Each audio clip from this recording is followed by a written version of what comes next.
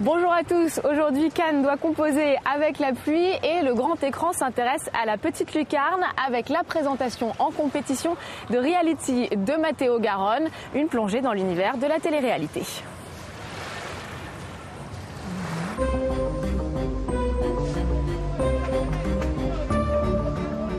Pour ce 7e film, le réalisateur italien retrouve la ville de Naples, là où il avait déjà tourné Gomorra. Adaptation du livre de Roberto Saviano, ce portrait de la mafia napolitaine avait été l'un des événements du Festival de Cannes en 2008. Matteo Garonne avait alors reçu le grand prix du jury des mains de Sean Penn.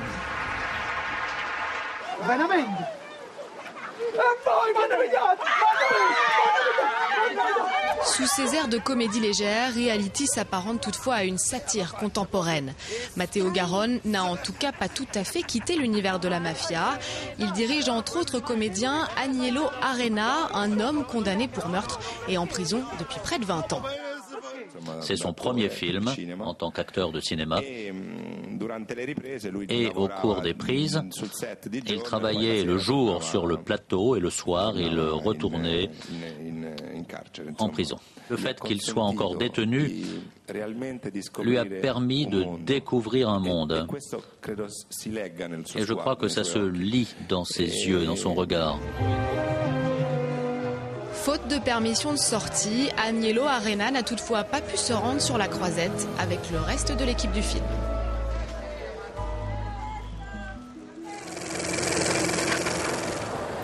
Matteo Garonne décrypte donc une nouvelle fois la société italienne, mais a-t-il réussi à convaincre les critiques? Réponse en images.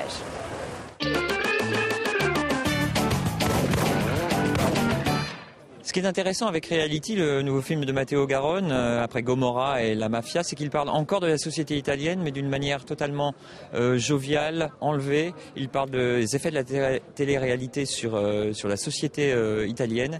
Et c'est un film à la fois profond, léger, entre Dino Risi et Nanni Moretti, ce qui pourrait être intéressant pour la suite des événements ici à Cannes.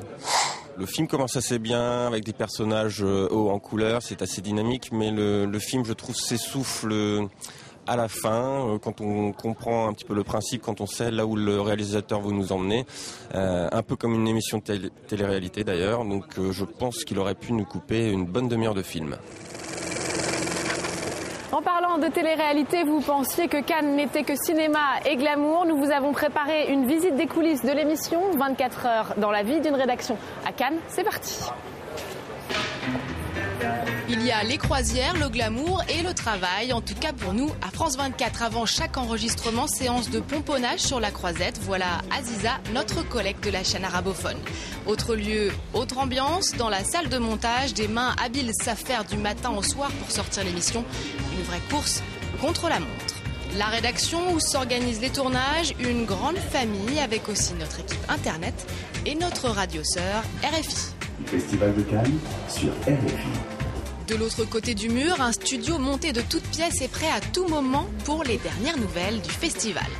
Parfois quand même on sort un peu, 2 projections et une émission tous les jours, pas de tout repos. Mais l'important, c'est de se faire plaisir. Le Festival de Cannes a toujours soutenu le cinéma asiatique avec cette année sur la Croisette un représentant redoutable, Jackie Chan.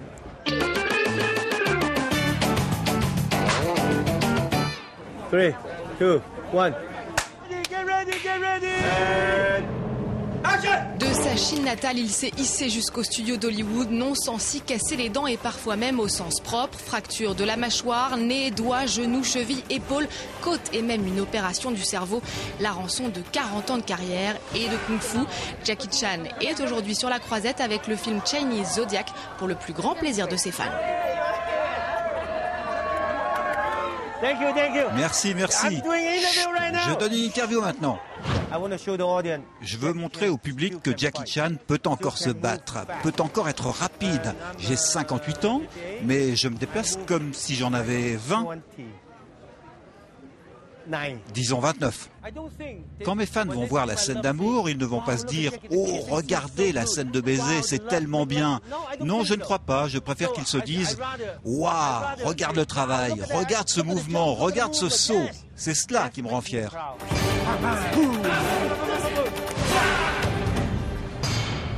Mais attention, aujourd'hui Jackie Chan a de la concurrence puisque l'équipe de Madagascar est de retour. Alex le lion, Marty le zèbre, Melman la girafe, Gloria l'hippopotame, ils sont tous là. Dans le 3e épisode, ils croient arriver au zoo de Central Park. Ils se retrouvent en fait coincés à Monaco parmi les animaux d'un cirque ambulant.